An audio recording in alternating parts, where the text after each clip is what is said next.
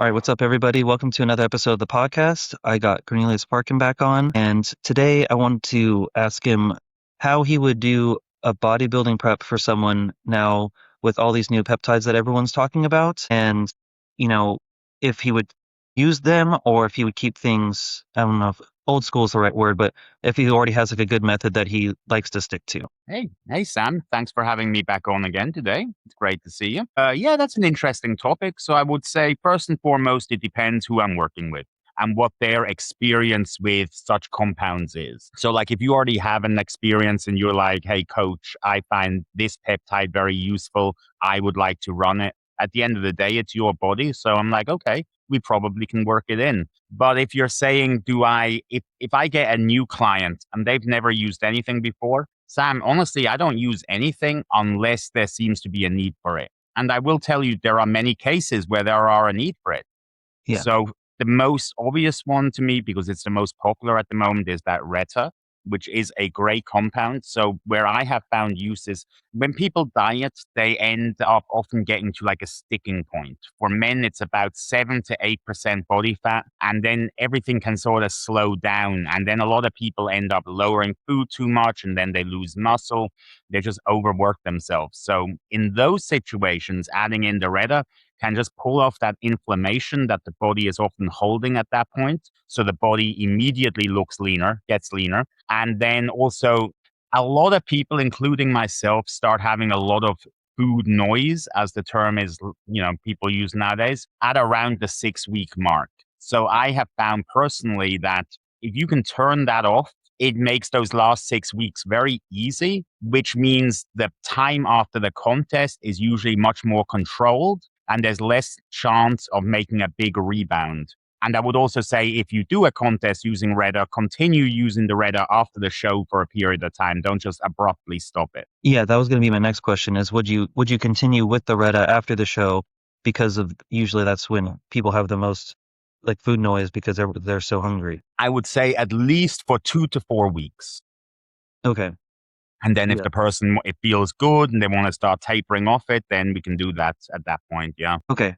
So really just a case dependent then. That makes sense. So let's take it like so if you got like a first time competitor then in that scenario and let's say all he's done is like TRT before, then how would you structure it and how many weeks out do you usually like to start a prep? Like the entire prep. Yeah. Well, if it's a first timer, I say the longer the better. Not even necessarily for the like a lot of people, if they're already lean, they can be in contest shape in 8 weeks. But there is so much that goes into doing a contest, mainly learning the posing, that I would like to say you need more like 20 to 24 weeks if it's your first show, because I want you doing like an hour of posing every day. And that's going to take a while for you to build up to. Most people, they say they're doing an hour, they may be doing 15 minutes or so, and you want to build them up because obviously when you're on stage, what are you doing? You're doing competitive posing. I mean, that's how you beat the other people is with these poses. And the more you do the pose, the more your body starts to take that shape. That's why you'll get, if you've never competed or posed before, it's very rare that the body looks like a bodybuilder's body. But after several preps and hours of posing and holding these positions, the body really starts to take that shape that we desire in the individual poses. So to answer your question, I would say as long as possible, Sam. Okay. Yeah, that's good. That's good. And then so in that case also you would just wait to probably use the Reta until like those last 6 weeks, or that would just depend on the person? Totally depends on the person. If they started struggling with it, and chances are they would mention it to me first. They would say, "Hey, I'm struggling a lot with the diet, and I've heard about this Reta. Do you have any?" That's usually what people will say, and then I'll discuss it with them. It's very rare, Sam, that I will ever advise anybody to take a drug that they haven't had interest in before, or that blood work doesn't show that there is an issue. So if they go, I'll send them for blood work with Premier. And if they have, let's say, low thyroid or something, that needs to be addressed. And that can happen. If dieting down to contest shape requires a lot from the human body. Like it's very taxing to do that. So it's not it's not like you're a loser or something if you need thyroid for the last 6 to 8 weeks. That's just your body defending from what you're doing to it. So in those cases, instead of going, okay, now we do 2 hours of cardio and you only eat 1,500 calories or something ridiculous like that, and just try and beat the body into shape, just fixing that hormonal imbalance in the thyroid system will keep everything moving just fine. Yeah. So that's when you would add in like T3 or something then? Mm-hmm.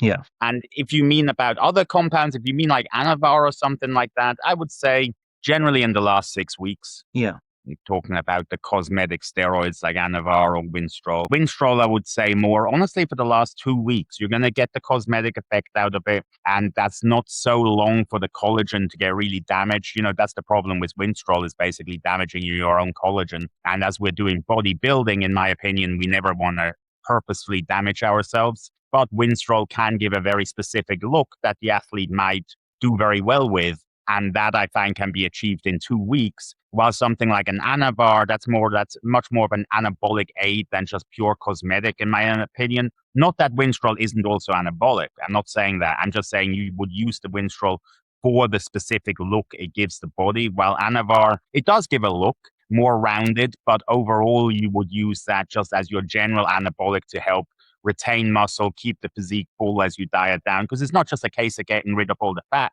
If you get rid of all the fat and then your skin is loose, you look terrible. That's no good. You have to make it that the muscle is tight against the skin. And a compound like Anavar, yeah, that will help with that. Got it. Got it. Yeah, I've never done Winstrol, but I've also haven't competed in a show yet, so I didn't really see a point into using it. I'm glad to hear that, Sam. Yeah. A lot of people have used Winstrol and they've never competed in a show just because that was the tool they had available. But I really don't think it's a good long-term, it's not a long-term tool. Short 2 weeks, 3 weeks, very good to give a very dry look to the body. But with that dryness comes the cost to your collagen, to your tendons. So you don't want that. Well, yeah, for sure. For sure. I think we're pretty similar on our approaches of not trying to just load our clients up with all these peptides and performance enhancing drugs and things. Like it's mostly, with lifestyle habits and making sure their nutrition's dialed in. Well, it depends. A lot of bodybuilding coaches are drug dealers as well. And I choose the route, and I have chosen this route to go through Premiere. Premiere can provide you pretty much anything you need to get ready for a show. Are there people who want to take more to the level? Yeah, but that's a bridge you cross to when you get to it, is what I say. Just in general, I have been able to get my clients to go through Premiere for stuff that they've needed, and that's been sufficient. Yeah. And Yeah. in the certain cases when it's not, there's easy workarounds for that as well, like anything, just being honest about it. But just in general, I would, just for the liability reasons, Sam, it's, people really don't understand that all these interactions you have with your clients, they save all of that. So in 10 years time, 5 years time, you might have somebody who's just having, for whatever reason, they decide in their head that they want to get after you. And then depending what information you sent them and what you said to them, they can blast you online. It's like a situation that people don't really think about ending up in, because, you need to have somebody who really wants to go out of their way to cause trouble for you. But there are some people like that. And for that reason, you just have to be very careful with what you say to people. Well, yeah, that's a very good point. And, honestly, Sam, I learned that from Dr. Scott Stevenson, because, he will not give you recommendations. He's very clear line with that because he is a doctor. So he's used to working in the medical field. And basically, after talking to him, I realized what a liability that is for these people who are just saying, okay, here's your cycle, take this, this, and this. Here's a link for where you get this and this, use my, it's crazy because you're just building up all this evidence against you that if anybody ever did want to cause you harm, they could. So But yeah, that's a really good point. I didn't even think about that. I just didn't even want to go down that route as like that kind of coaching in the first place, but I didn't even think of like the liability that it holds. Dude, coaching in general, you have to be careful what you say to people. You might know from working with me that I very rarely give straight, you should do this. We discuss it. You make the decision for yourself. I'm there like a consultant to give you my opinion. It's your body, man. What you do with it is up to you, but I'm just here to give you my experience. And I do have a lot of experience in this specific realm of life. Yeah, exactly. That's why I'm working with you. Thank So Not a lot in other things, but in bodybuilding and stuff, yes. Yeah. There we go. Okay, let's take it to the other end then. So let's say that there's someone that's come to you that's done a few shows already. Maybe they're looking to get their pro card. They haven't been able to get it. How would you structure their prep then? What I'm going to look for in that case is how they are moving, how they're moving in the gym and how they're moving in everyday life. Because if they don't have a perfectly aligned body, guaranteed you'll be able to see it in how they move.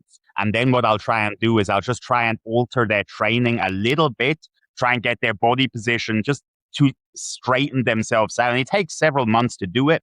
But the more you hold yourself in the correct posture while doing the exercises, the more you'll align your body. And an experienced bodybuilder, they already have hopefully quite a bit of muscle. They already, they have their package, so to speak. So now it's up to me. How can I get them from where they are to the next level for themselves? And the first step is making sure that their entire body, it's pliable. They don't have like stiff shoulders, that everything moves the way it should. And that's a process, Sam, that honestly it can take 6 months or so. It really can. It's like, it's a lot to it. If you start off, and I was in that situation a few years ago where your body is just truly very muscle bound, kind of the kind of guy that I used to be.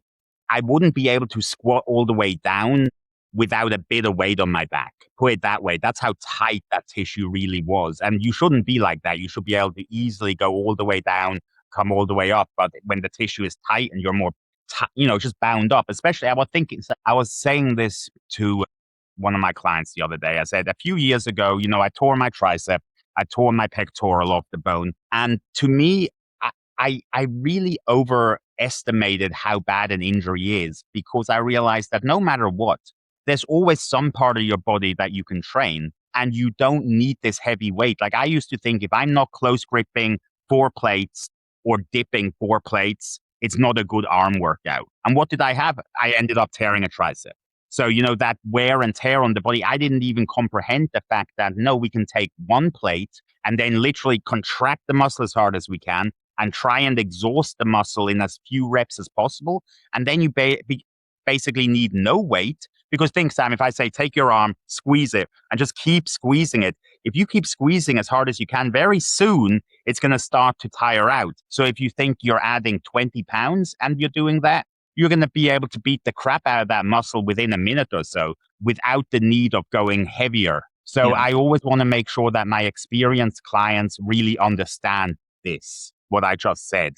Yeah. And until you really get it and you've done it, it was hard for me to understand it. Let's put it that way. So I spend a lot of time kind of explaining that, if that makes sense. Yeah, that does make sense. That's what I try to explain to my clients also, because since working with you and you teaching me it has helped me a lot. So I'm trying to show my clients, but it's also like a matter of when I should introduce it to them, because if they are brand new, that might be a little bit, I don't know if that would be too advanced. I'm trying to just get them in the gym used to doing the workouts and stuff with obviously the good posture part, and try to explain to them how you explain it, but also just having them, if they've gone from like never working out really before to just working out in the gym, I just try to do baby steps instead of, like a little bit more each week, kind of I building agree upon it. fully. You know what I have found is a very good hack, Sam, is to tell people, depending on their level, to just look up a YouTube video where they follow along at home.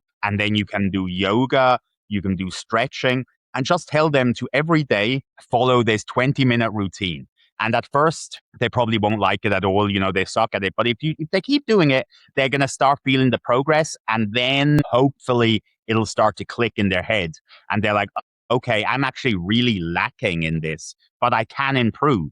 Yeah. And then they are going to naturally want to ask you for more to improve. So I find it, and it doesn't even have to be 20 minutes, Sam. There are 10 minutes, 15-minute videos.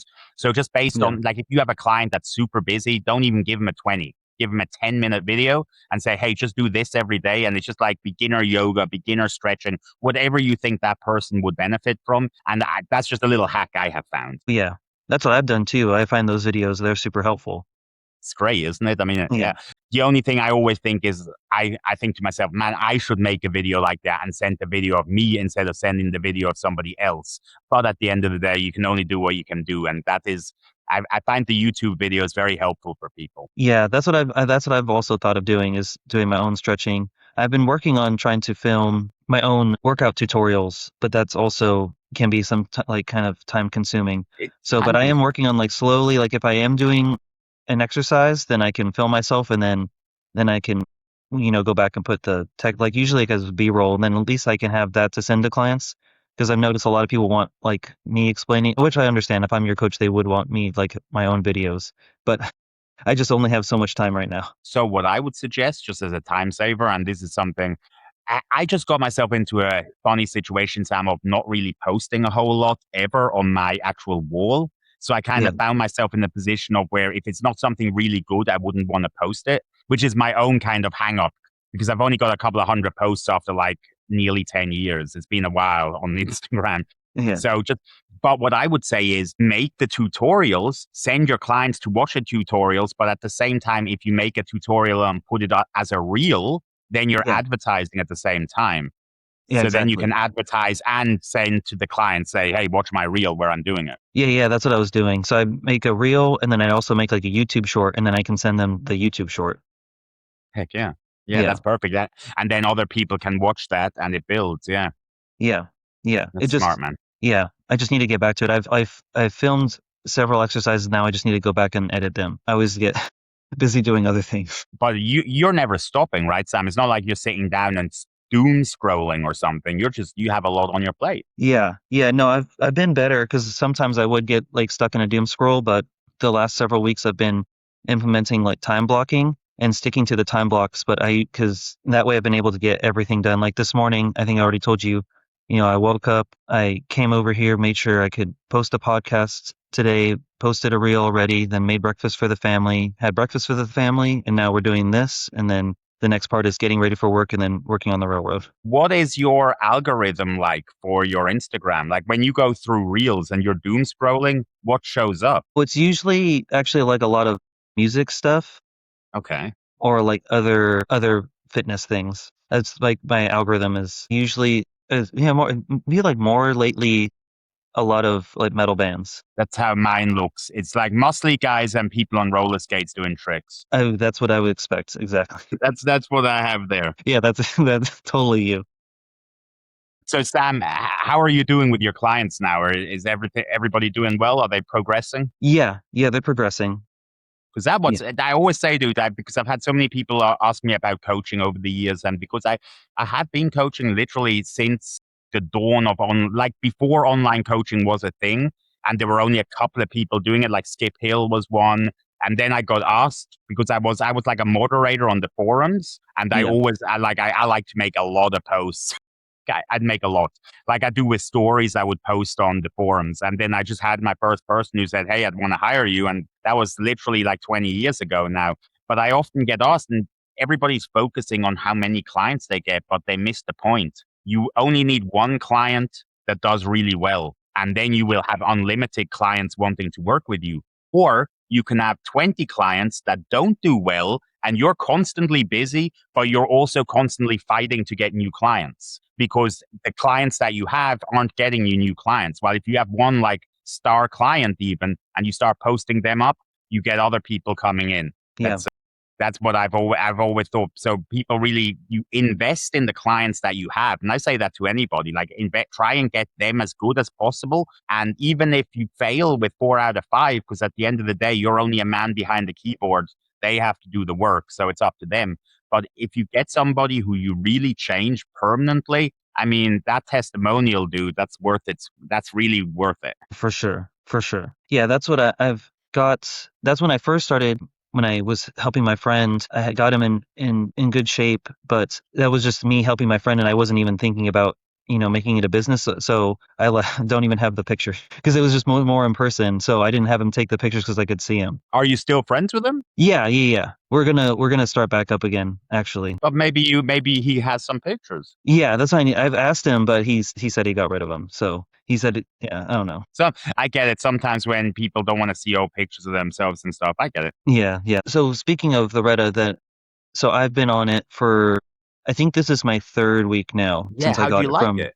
from Premiere. I like it. It is a little weird because I'm usually more hungry and waiting for my next meal, but now I can get to my next meal and then realize, oh, it's been 3 hours, I need to eat, and I'm not super hungry, which is kind of different. Do you like it? Yeah, because then now I'm not like thinking too much about my next meal. I mean, I already have everything planned for the day, so But it's are you not. still able to enjoy the meal when you eat it? Yes. Yeah. Okay, okay. Yeah.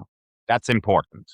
Yeah. That's more because what I tell you, I didn't use Retta. I used another one, an older version, semaglutide, and I swear, after I used that for 6 weeks, Sam, when I was in contest shape, it was the weirdest thing because when I'm in contest shape, food is on my brain constantly, Yeah. but it just turned off. And I swear, Sam, it never came back in the same way again, which has actually been a hindrance for me. I'm not gonna lie, because I want to eat, I want to eat more, but it's just like, I swear, like after using that, it seemed to permanently change my hunger signal in a way that I'm not super happy about personally. But as Mm. long as you're enjoying the food and you're staying on top of it, that's good. But I'm just saying, watch out for that because you do want to be able to experience hunger. Yeah. Yeah. Yeah, So, and good, then, yeah, because it for sure in the morning I'm very hungry, so then good. that's fine. And then a couple other times during the day, but also I'm not even taking that much. I'm just splitting up the 2 milligrams across Yeah, the week. I'm two like, 2 milligrams a week is plenty. I yeah, just a little bit does a lot. And look, your physique is already looking tighter for it. So I mean, you noticed that the inflammation has gone down a bit. yes, for sure. Yeah, I am Kind of looking a like little tight, tighter. like the muscles will just get a little tighter feeling. I find Yeah, yeah. that's good. So I think it'll be pretty good in the next like 5 to 8 weeks. I agree. No, no, Yeah, you're because that's what we decided for you is to get you all shredded up. So that's what we're doing right now. yeah, Yeah, yeah, yeah. So that's good that you're not too hungry because then you can do more protein and veggie meals. yeah, yeah. That's what I've been doing, like three of those a day. As long as that's good. Don't 3 is perfect. 3 of those, and that'll get everything moving in the right direction. But you still need at least 100 carbs a day for brain function. You need a certain amount of food, of course. Yeah, I'm sure I'm eating more than that because I work out after breakfast, and with breakfast I have like Greek yogurt with honey and then oatmeal and blueberries, as well as like my eggs and egg whites. So that's Perfect. at least 50. And then my post workout meal is usually like a cup of rice and a banana. So Yeah. Okay. yeah, Okay. Good. You're getting some in. Good. yeah, Good. And how has the training been feeling for you on the less food? it's still been going really well. Yeah, Good. yeah. Do you nearly feel like you might get more of a pump because there's less food in your stomach? Not so much because I'm still training after That like would the be same nice, wouldn't meal. it? Yeah, That would be nice. yeah. But yeah, no, that's good. But the strength and everything is holding nicely. Well, yeah, I'm still going up in weight and reps usually a little bit every session. And then you have Anavar stocked up for after this, correct? Yeah. That'll be really good. Have you ever used that before? I have used it one other time, like 5 years ago, and so I am using a little bit right now. I just take a little for like my push days. Yeah, yeah. That's how I like to do it as well. Just on a couple of workout days each week, because then you don't put it into the body every day. Think about it. Like, what drug is it ever beneficial to put in every day? If you drink alcohol every day, it's a little bit liver toxic.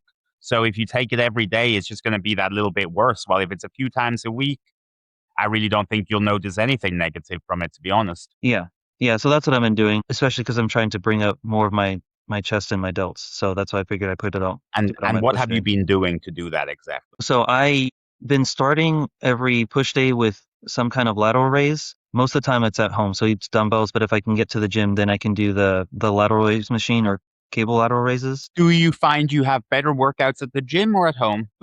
Usually, you know what? Lately, it's been at the gym. It's nice to I can just focus instead of worrying. Like I'm at home, I'm still. If the kids are, I try to get it when the kids are sleeping, but sometimes they wake up where I can't like time it where they both are asleep. So Hmm. then I'm doing a set and then going back in the other room and then going back and doing a set and then going back in the other room. Yep, I've been there myself. I fully Yeah, understand that. Yeah. Yeah, that's good. And the gym is just because it gives you that time just where you can totally focus on yourself. That's nice. yeah. So Yeah. that's why my wife goes to the gym 2 days a week also, so she can just focus and not have to worry about the kids either. And does your wife train at home too? Yes, because Okay. she'll go to the gym for her leg days and then she'll do her upper body days at home. Very nice. And how far is the gym from the house? It's like 10 minutes. Yeah, Yeah, that's not bad at all. No, no. Yeah, my gym, I drive nearly 30 minutes to get to my gym. Yeah, but that's a really nice gym though. I probably would It too. is that I'm very particular with my gym, so yeah, it's worth it. Yeah. But Yeah, because I was going to another one that is a little bit further away. It's like 20 minutes, but hmm I was only going maybe like once a month. So then I kept my membership too for I think an extra year, and I was still only going maybe once a month. And then I why'd told you them only go like once a month? because of when that was like with like last year when my like In that extra 10 minutes, yeah. yeah, because it was just with like both kids and everything. I just was trying to get the workouts done real quick at home instead of spending like the 20 minutes driving to the gym, It then adds being at up. the gym for an hour. Yeah, and then if you hit any traffic, forget about it. Yeah, because it's on the other side of train tracks. So then if there's a train there, then the trains that go through here are pretty long. So then that's like another 5 minutes you're waiting for the train to go by. So how far away do you live from your work? It's like 30 to 40 minutes depending on traffic. Okay. Yeah. And do you listen to a podcast while you drive, or what do you do? Yeah, usually. Yeah, a podcast or some other or another YouTube video or something. Yeah. I've I mean, been kind of binging a lot of John Jewett stuff right now. yeah, he's got some great stuff, doesn't he? They're great Yeah. form. Yeah. Heck yeah. Yeah. He had actually gotten one of his a few years ago, his like what was it called? Like the hypertrophy specialization course. It was kind of like Nice. because he has the J3U, so it's kind Yeah. of like a one-off course you could buy. Okay. So I had got that a few years ago. And tell me one thing you learned from it. Man, it was kind of a lot. It was how to set because it's for each muscle group how to align yourself for like the best like force curves and everything for each muscle and how to set up like a machine, especially like different machines depending on your body types. Because it's kind Okay. of more That's for useful. yeah, it could be for if you're coaching yourself or coaching other people. Yeah. Okay. That makes So then you sense. can see like how different limb lengths and everything affects how you'd set up in a machine and what would be Yeah. optimal for everyone. Yeah. No, that's a good thing to learn because if you watch, most people don't set up the machine correctly. So Yeah, that's what I usually have to help my clients with is because they don't because you see that there's just a picture on the machine, but that doesn't really explain like where you should exactly be set up and everything. So give me an example of something people often do wrong. I feel like it's usually like leg extensions. They're usually set up wrong. Like their knees aren't where like the fulcrum is of the machine, or they have the back pad like too far up or too far back, and then like also the pad on their I shin agree. can be too high up or too far down. hmm It's only a few things, but if you have everything wrong, then you're gonna because that's what I had done at the beginning when I was working. I had the machine set up and it was just like too much force on my knee. And then once I could set up correctly, then it was now I can actually feel my quads and not just my knees hurting. Absolutely. I mean, it's night and day. I mean, that's worth its weight in gold. Just one thing incorrect and it messes everything up. Yeah.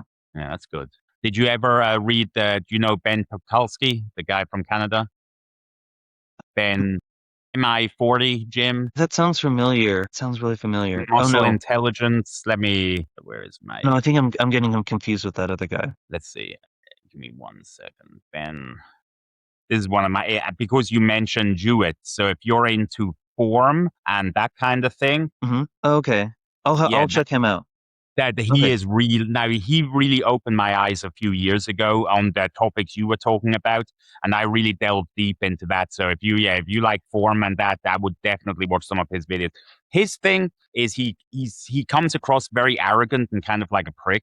So Okay. a lot of people don't like his stuff that much, but as long as you look past that, the information is gold. Okay. Okay. I'll have to check him out then. Cool. Yeah, you'll like it, I promise. Okay. Awesome. Yeah, I'll watch some of his stuff. Did you have anything else you wanted to chat about? I mean, whatever you want to do. Kind of got off track earlier. I think that was pretty good. Because I mean, really, I wanted to cover how you could like prep different people, but it really Mhm. is so dependent on everyone. But I think the main approach is still that Well, wait, you Sam, here's an yeah. example. Give me Okay. an example of somebody, and tell you how I would prep them. Okay. So let's just use me for example. Then we'll Yes. do a hypothetical if I'm going to do to start like a prep.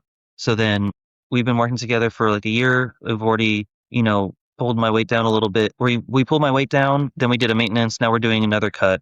Would you say let's just say from here, should we do a growth phase and then into another dieting phase for a show? What would you think? If your goal is to do a show, I would say first of all, you need to start doing posing practice every day, and that isn't just a thing that I say and it's not important. That's everything.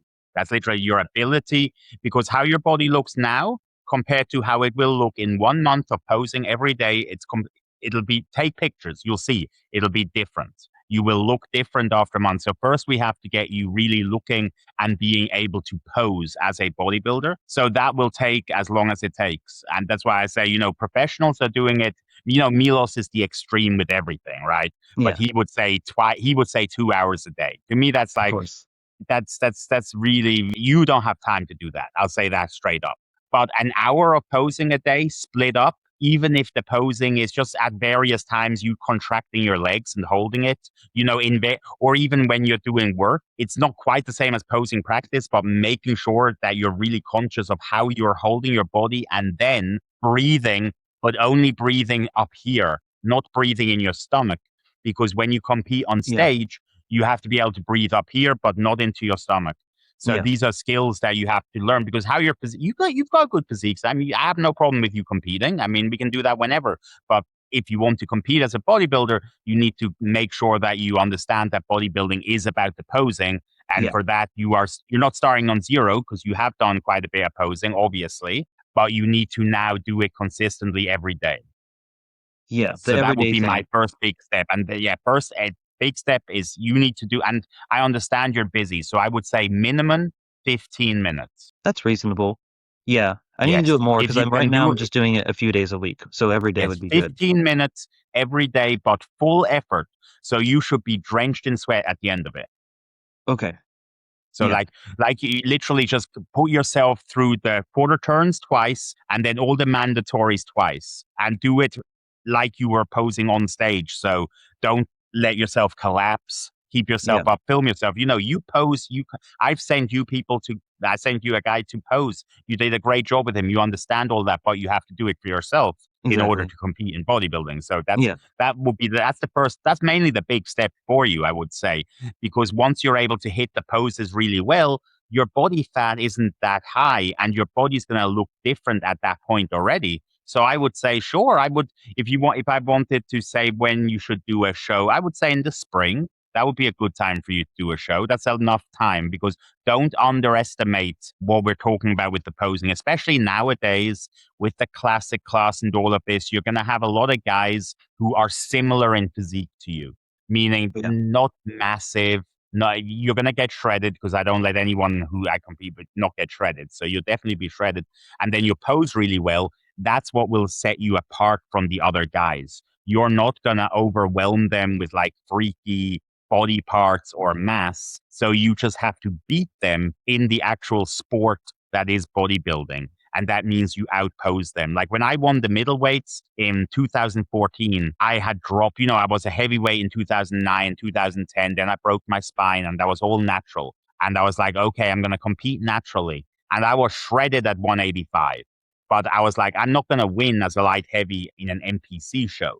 So I went down to middleweights and I did, Sam. I won first out of like 13 guys. But the reason I'm telling this story is they made me do the posing 3 rounds. It was like really brutal. And that's what pushed me to win. I'm not a good poser, but I conditioned myself to be decent at holding Okay. the poses. So Yeah. I'm not like no flow, nothing like that. Even my posing routine, one time it was to From Whom the Bells Toll by Metallica, and every other time it's I Stand Alone by Godsmack.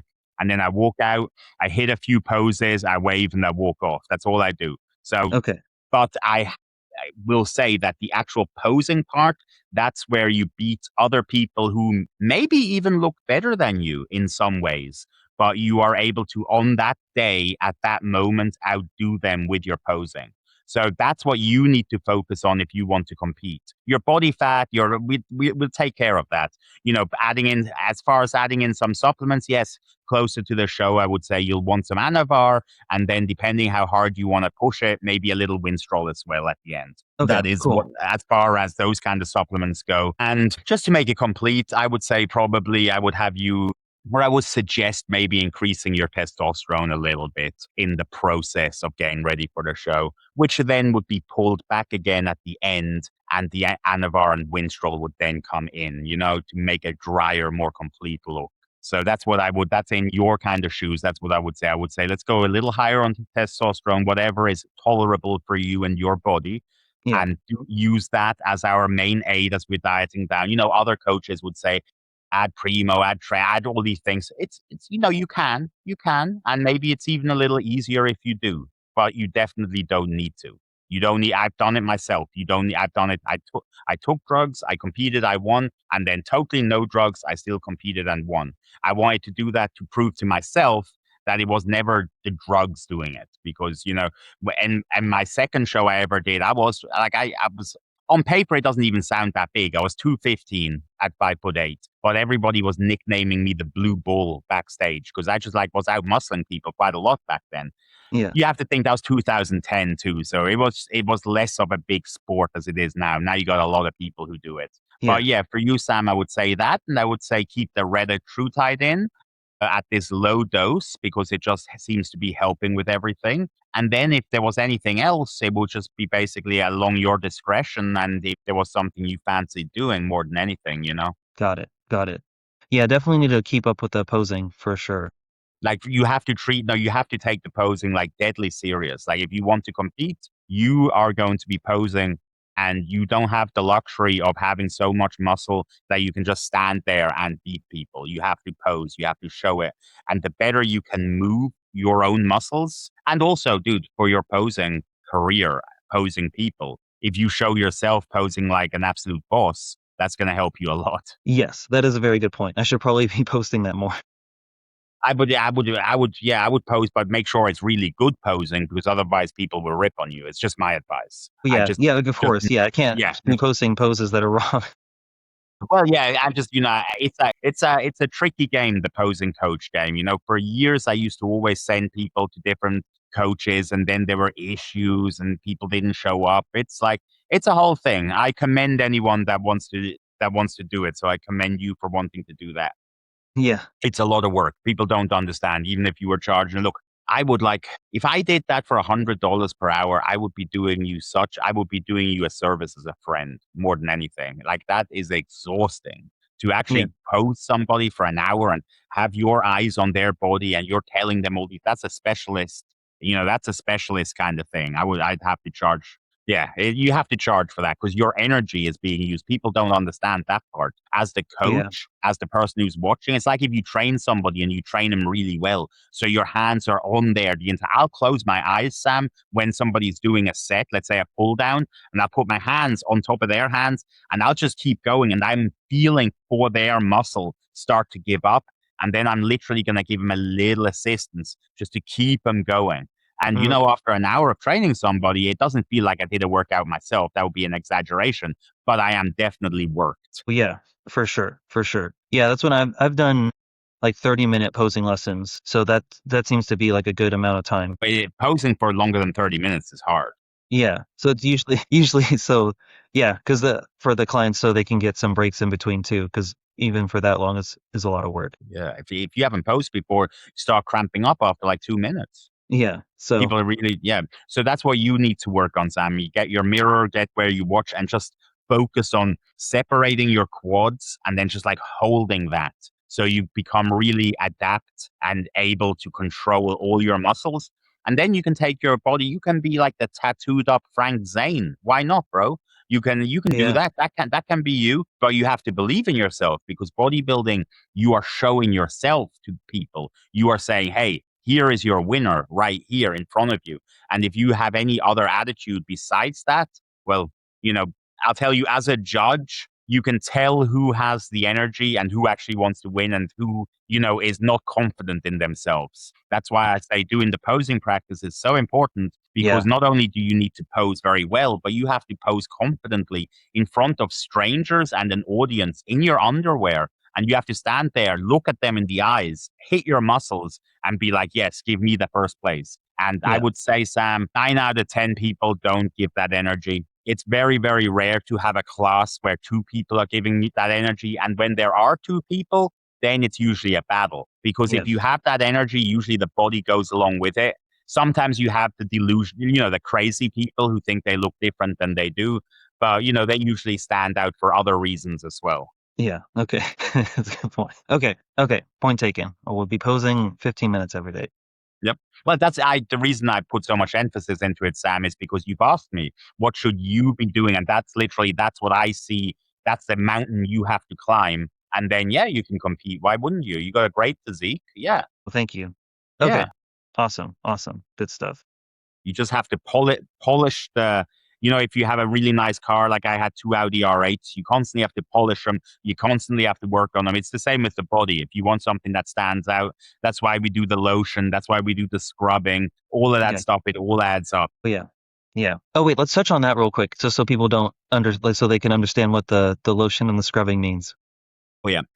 Let's So let's explain that real quick. the skin, it's actually our largest organ.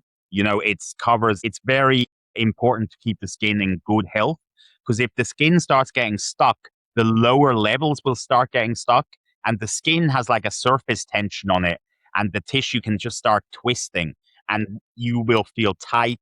You just won't feel that good. So, how do you fix that? Well, first of all, in the shower, you get an exfoliating glove. Then you put some body lotion on it, and then you just scrub your skin. That's it. And you will feel the tension come out of the skin as you scrub it. Just scrub head to toe. And then after you do that, when you get out, you just take a good lotion, Nivea for men. You can use coconut fat, guys. That's the absolute best for you. However, it takes like 20 minutes to rub that stuff in. So if you want to be done with it in a couple of minutes, you need to use lotion. That's the expert level. The expert level is you can use coconut fat, you can use olive oil. You have to be careful with olive oil because it can clog pores of some people. But yeah, you rub that into the skin, every part of your skin, and then you just lightly stretch the body. And guys, that is the biggest game changer you can make to your physique if you're not already doing it. And you don't have to believe me. Just do it for a week or two. You will immediately feel the difference. Yeah. Okay. Yeah, it's that Yeah, we would need to people, explain that if but anyone they hasn't think seen your about it, stories. Sam. I was just gonna say, think about it. Everybody is so focused on building the bigger muscles, getting the fat down. But what is it that we actually see? When I look at you as a person, I don't see your muscles. I see your skin. Your skin is over top of everything. So we need to keep that just for aesthetics reasons. It's always these guys, they're like, look, I've got like 17-inch arms and their back is covered in acne. It's like, guys, you've made yourself much uglier. You've tried to make yourself more attractive by building bigger muscles, but you have in fact made yourself hideous by getting all this acne. So our goal with bodybuilding is to become more attractive in our own way. People are like, well, don't get too big. People don't find, well, some people find big attractive, and that's your niche when you're like that. And what really matters is that you have your body in a way that you are happy with. So you're like, this is my discipline, this is my life, this is how I look. And until we're really happy with that, then competing can be a thing you do because you'll often have competitors who say, hey, I'm never happy with how I look, but they won't exude the same kind of energy as, let's say, the Arnold Schwarzenegger who thinks he looks amazing, let's say at the 1980 Olympia, where he didn't, in fact, look amazing. He had only trained for 8 weeks, but he had the confidence, he had the attitude, and he also paid off some judges and stuff, as we know now. But still, it's the whole package that you're trying Yeah. to deliver. And the Yeah. skin is a huge part of that, especially if you're going to compete in bodybuilding, because literally every part of your skin will be seen. Yes, that is a very good point. Okay, awesome. Yeah, I felt like we should touch on that so people Yeah, understood man. what we were talking about in case they don't watch your stories where you Absolutely, explain yeah. it. People are always surprised at that. They're always surprised. And at my other suggestion, the testicle stretching, people are always like, "Whoa!"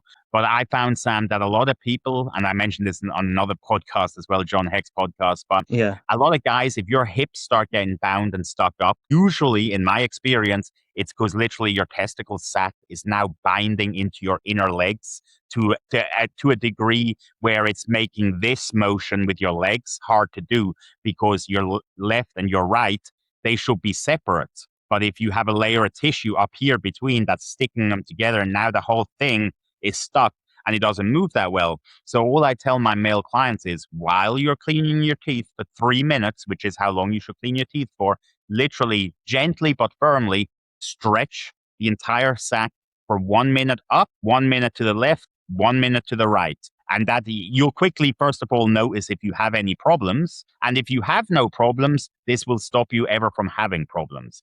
But I'm telling you, Sam, that you see so many guys, they get the bound up hips, and it is such a hard thing to fix. When it's bad, it's a very laborious long-term project to fix it again. And otherwise, your hips are always stuck, which means the rest of your body won't look as good either, because if one part is stuck in the fascia, the whole fascia doesn't move the way it should. So it throws off your whole aesthetics. Yeah. Yeah. That's a good point. Okay. I wasn't sure if we were wanting to go down that far today, but we Yeah. touched on it.